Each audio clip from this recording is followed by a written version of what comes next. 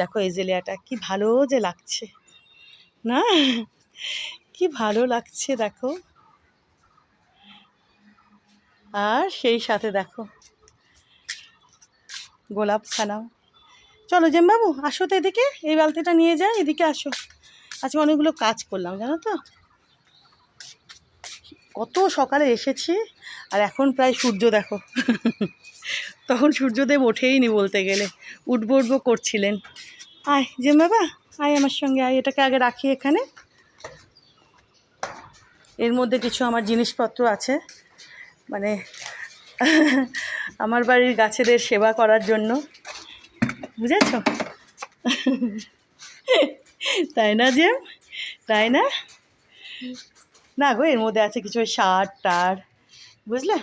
তো সেগুলো আজকে কিছু কিছু গাছে দিলাম। আর আর ওই কাঁচি ফাঁচি এগুলো রাখা আছে, মজা করছিলাম আমি। আজেম, জেম বাবু, আজেম শোনা, দেখো এখানে নয়নতারাগুলো, দেখো তো বন্ধুরা কীরকম লাগছে, দেখো কি ভালো লাগছে না?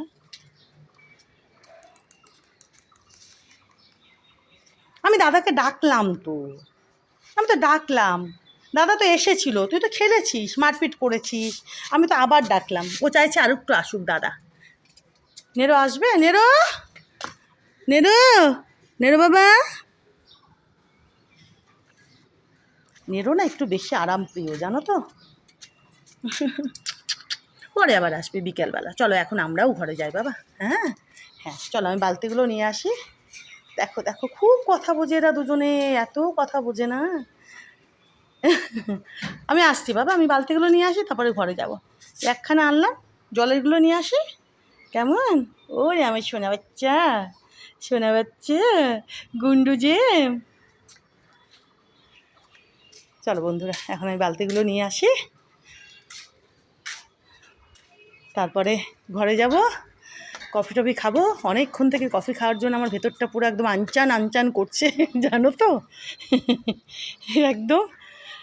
কিন্তু আজকে কাজও ছিল আমার, বেশ অনেকগুলো কাজ ছিল আমার এখানে, তো সেগুলো করলাম, বেশ ভালো লাগছে, বেশ ভালো লাগছে জানো তো। চলো এদেরকে মানে এনাদেরকে আমি তোমাদেরকে পরে দেখাবো, পুরোপুরি ফুটে যাওয়ার পরে, কেমন? পরে দেখিয়ে দেবো।